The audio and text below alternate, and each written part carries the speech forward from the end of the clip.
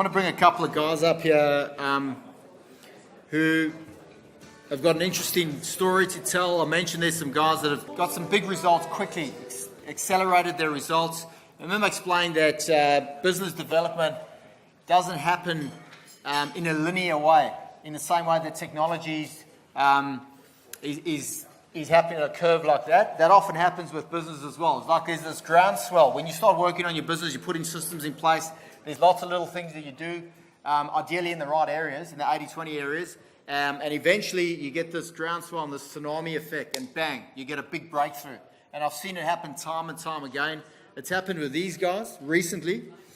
Dave and Rob, if you could come up, please. Give these guys a round of applause, please, guys. I know Rob in particular has been looking forward to this moment the whole day. No, it's not easy for them to do this, and I want to thank you guys for getting up here and volunteering to share. We'll kick off with, could you just tell us a bit about, so where are you from, what type of work you guys do? I'm Dave, that's Rob. We're from Melbourne. We do multi-unit developments up in the northern suburbs. We've been going for about 10 years now, our company. So we started off as, we're carpenters by trade, so we started off as carpenters, obviously, and then we moved into building probably about 3 years ago. We moved into full-time building. We got pretty busy with our own sort of developments, and then we moved into the client work or client space, I guess, and we've been there for about 3 years full-time now, I think. Great. I want to kick off by asking you about how you transitioned into that multi-unit development niche, because initially when we started working together, you guys, your niche was renos, right?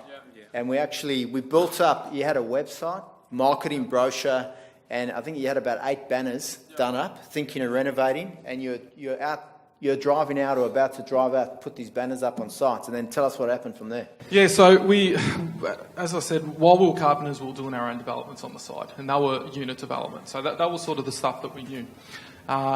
Then we renovated Rob's place, and from there everything just exploded. We got a heap of inquiry from his renovation, maybe 6 or 7 jobs out of it within about 300-400 metre radius of his house. So we sort of felt, this is the direction we want to head in. We looked at our blue house, and the renovation was our most profitable. One was up nearly around the 30% mark in terms of the profit that we pulled from that job. Mm-hmm. So we thought, great, this is it. Let's head into that direction. So we did. We spent maybe 7 or 8,000 marketing towards that niche, and then whilst we were doing renos, we had a couple of multi-unit jobs on anyway, and Rob just came into the office one day and just said, I hate renos. He literally walked up the stairs and he said, why is that, Rob? Renos. I think the amount of time that I was spending on site with the client and the client changes and just how difficult the renos were, and we just weren't set up for renos. Renoing my own place, obviously different, and then would have a 4-unit site down the road, and it was so easy, it would build itself. And then it's what we knew. Yeah, and it's just what we knew, and so yeah. So we made the decision, look, we're going to have to shave our margin a little bit to try and get into this multi-unit area, I guess, because it was in our blue house. And we did that, and that was fine. And now we're in a position where we can push our margin up a little bit because we've got some sort of authority in the northern suburbs with multi-unit. Fantastic, yeah. And then you pretty much just transitioned across with everything, all your marketing, your niche statement. Everything we did for Reno, it was good because we everything that we did for the Reno marketing, we just swapped it around to multi-unit. We even on our first multi-unit site, we had the Reno sign still up, and I remember I had white spray paints spraying out the Reno thing down the bottom, trying to save $1, because we spent all this money on all this signage, but then we just had to fork out. No, well, good on you guys for making the call. And that goes back to, just a throwback to that question we were asking earlier, knowing what you do now, what would you do differently? And that's pretty much what happened to you guys. Zero-based thinking, you just went back and went, you know what, we're going to change. And a bit of pain, bit of discomfort, but well worth it, right? And I still remember saying to Dave, geez, how are we going to tell Kurt, he's going to laugh at us. First we're here and now we're doing this, but I was taken back. I was Yeah, taken you were, back, you but were, but respect, Yeah. because I knew you wouldn't make that decision lightly. So, just to give guys a bit of a feel for like the size business you are, because they're thinking, these guys 10, 20 mil turnover, or one or less, or what? What sort of how much were you turning over, if you don't mind sharing, when we started working together, and what's it like now? So we're at about, when we met, we're around 2 mil. At the moment, we're on 6 mil and should be up to 7 mil by the end of the year.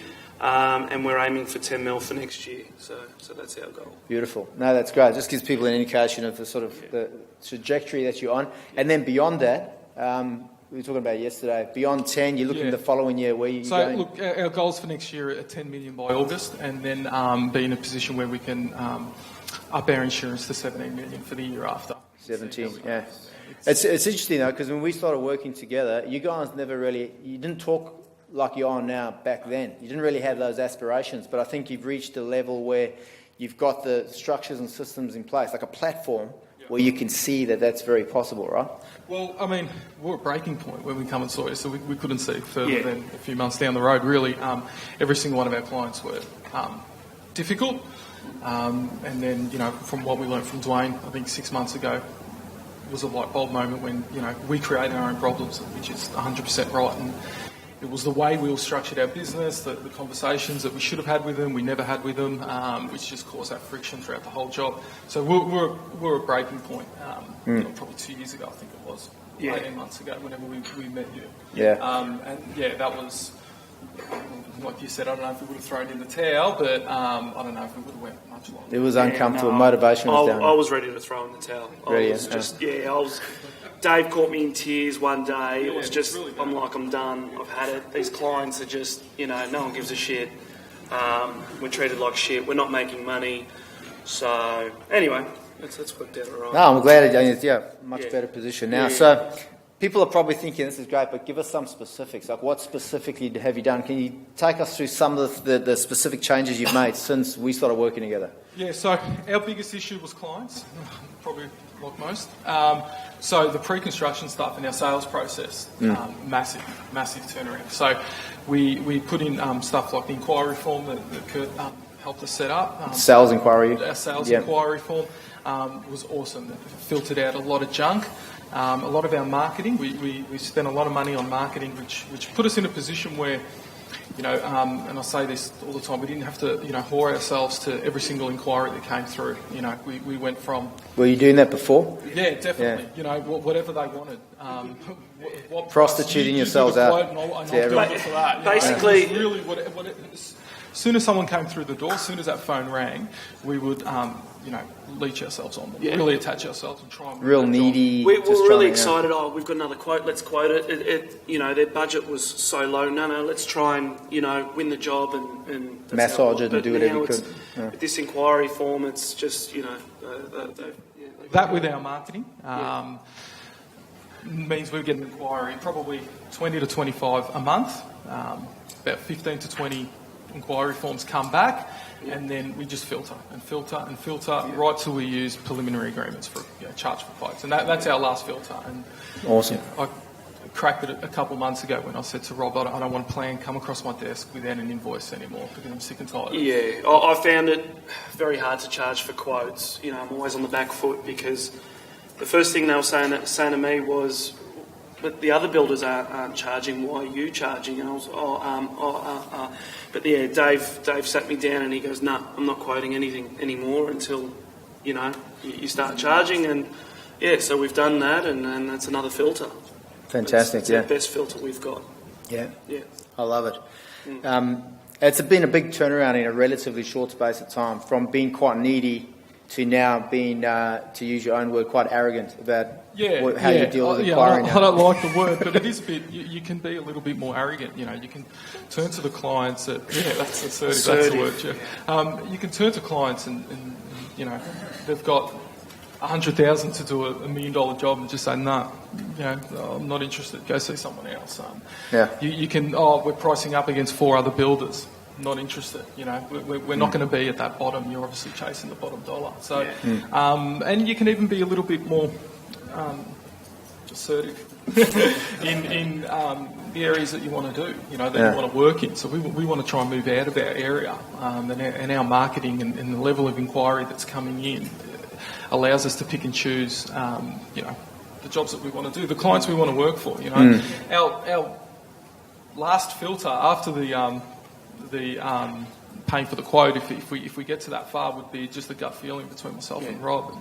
And if one of us just turn to each other and say, "Nah, I've got a bad Doesn't feeling," feel right. Gone. See you later. Like I was saying yesterday in the boardroom, my biggest thing is as soon as that client thinks they're in control, I want out, because I think that us as builders, we need to be in control of the job. And if they get that control early on, it's hell for 6 to 12 months. I love it. Yeah. And just, you know, 12 months ago, I would have tried to sign that client up. Easy. Yeah. And then we, you know, from day one, it would have been horrible, all the way till handover, and then, you know, we would have thrown the keys at them and left, and that's it. And really, you know, well, I was talking to you yesterday about, we had a client that came to us, someone that came to us and said, I've got 14 units, and we're like, oh, perfect, $3-4 million job, you ripper. Rob spoke to her and goes, can you fill out an inquiry form? Nah. It's like, okay, why not? She's like, I don't feel that I need to. She wouldn't even give me her email address. She thought that was personal, let alone asking for her budget, which she felt you know. So. And he said, well, look, that's our process. And she's like, well, I'm not interested. And he said, okay, no worries. And she's like, what? You're not going to price my job? And he's like, no, I'm not interested. And he hung up the phone. And he told me, and I'm like, I feel sorry for that builder that's going to end up winning that job, because he's going to be in a world of... That is, in terms of eliminating inefficiencies, that is off the chart. Yeah, because one toxic client, I mean, it can affect all your other jobs, Well, like I your say, headspace, everything. 12 months ago, we would have met up with her. Yeah. It would have been late at night, because it would have been on her terms.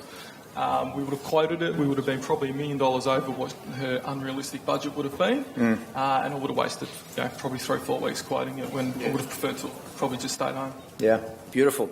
What would you, if you had to narrow it down, top 3 wins since working with Builders Coach?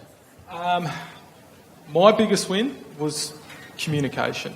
The communicate, like learning to talk to clients, to have those uncomfortable conversations from day one, and being able to walk out the door there and then was the best thing that I ever did. Because, you know, there were times when I knew I'd give them a quote, and I know that there are sundry items, that especially in unit development, that are initiated by third parties, like electrical, PID, Telstra stuff, that we don't contract out. And I knew that those things were there, and the client would say, are there any other you know, extra costs? And I'd say, no, this is the build, and this is what it is. And then they'd get those bills halfway through or whatever from those third parties, and we'd have those awkward conversation. And it'll be brutal, you know, because people stretch themselves. And then when there's 50 grand of sundries coming through, or 20, or whatever it is, you know, it hurts. It hurts anyone. No one's got that money just sitting, you know, in their back pocket. They've spent all their money on the development. So that was my biggest thing. And I sort of changed to say, all right, no, yeah, the build might be 800,000, but you might run into 20,000 worth of, you know, subdivision costs, etc. And I stepped it out for them. And when they walked out of the door and never came back, perfect. I was happy. Yeah, Full disclosure before the fact. Yeah. Full disclosure. Yeah, full disclosure. Yeah. And that was it. And are we going to get any variations? Look, there might be. You know, there's rock, there's blinding, there's that type of stuff that we might run into. But, and we just laid our process out and spoke to them. That, you know, these are the things you might run into, and prepare for them. And people, you know, we're in the same category as car salesmen and real estate agents.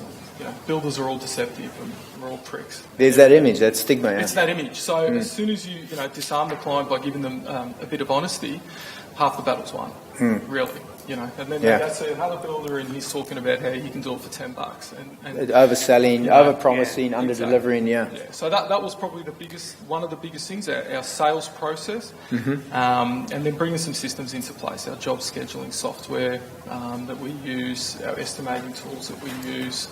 And then a couple of our hiring process of bringing people into the company. That's been a big thing for you guys. Your team, tell us a bit about your team structure. It's also relatively new, but it's allowed you both to step back a bit. So we've got 2 supervisors and an admin and a bookkeeper. We had a supervisor before we started with Kurt, and it was just, how did we hire him? It was... We knew him from when we used to be chippies. He was our old supervisor. He'd retired. We pulled him out of retirement thinking, sort of we can do anything, And he was just lazy, and Kurt sort of ran us through everything, how to hire and what to look for and the psychology behind it all. And yeah, he didn't have none of those. No, he had zero, nothing. So we got rid of him and then hired another bloke, Grant, and now we've just put on Jared. So no, it's working well now.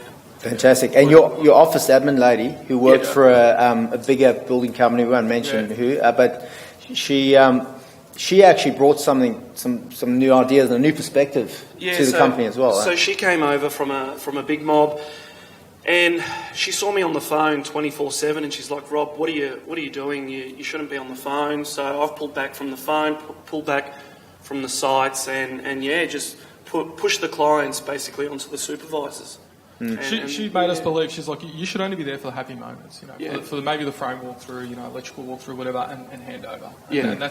And that's what you should be to that client, so you don't resent your client throughout the whole process, because it can get very difficult, it's highly stressful for them, and they look for an outlet, and sometimes, if it's not their husband or their wife, it's you. So that was what we've tried to pull back from the clients, and making sure that our team translate that same sort of message to that client. So that message is carried right through.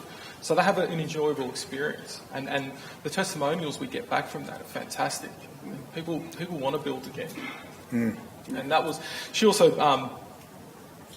because she came from a big project builder in Melbourne, some of the stuff that she told me that these big mobs get away with in terms of what they do to clients at the beginning, I'm like, well, how do you do that? And she said, well, we had that conversation at the start. They knew the process. They knew what we did before they signed up with us. So, when they gave them a base house price of, $200,000 and they bought into that philosophy that they're going to start, so they'd buy into a month to begin with, then they charge them 3%, which is what we do in terms of charging for a quote. So they'd pay 3% of that $200,000, then they'd turn around and quote it, actually quote it, do the site quote, do all the upgrades, everything, present the quote, pay another 5% or something, and then they start building whatever it is. But and I said, how do you do that? How do you get people to buy into a start month? And she said they knew from the start what they were getting into, and that's coupled smoke with and mirrors and deceptive sales process. But that was the thing. They knew this is the way we do it, and they signed up. And that's like what Dwayne was saying. All at the start, if you teach them the rules, then there's no arguments throughout the building. You've almost got to scare them a bit at the start so they gain that trust, and then get them in. It's having the uncomfortable conversations up front. Because most guys know, things like variations, things that are written in the contract that clients are not going to read, but are going to come up, and there's going to be an uncomfortable conversation, and they wait for it to happen, and then it goes through all the pain and the discomfort, as opposed to having a conversation and just laying it out. And what it does is people then go, wow, you actually... I don't have to ask you about that. You brought it up, full disclosure, before we went in. You explained the rules of the game before we started playing the game. It's like playing sport, and then during the game, someone trying to explain the rules to you while you're playing. That's going to piss anyone off. We've got a variation fee of, I think it's $250 at the moment. It was $500, and we were too scared to tell the clients. We had it in the contract, hidden on page 22, and it was in there. So I knew when the argument arose on the phone, I was like, but it's in there. But now we're like, no, this is it. This is a variation. This is our fee. They do ask why. We say admin and time and all this. But do it at the start. You know? And you can understand their frustration from their perspective, because they don't know about it. So, definitely, no, that's great. So just quickly, in terms of your systems, just explain to people what systems you're using, like what financial system, what job delivery system. So we use Xero for our bookwork. My wife's an accountant, so she recommended that one. She loves it. Everyone else loves it as well. It seems like to be a really good accounting software. We use Build Exact for our estimating software. It's a really simpler version of some of the other heavy stuff that's out there that I've tried. It's like an Australian version of Build they're actually- right? Build Exact. But they do have a scheduling part of it which we don't use, but just for the estimating and quotes and purchase orders and that type of stuff, we use Build Exact. They're a Melbourne company as well. They work out of Melbourne, and it's cheap. The other one is Builder Trend. We use that for our software, our scheduling software. So that's what the guys in the field have.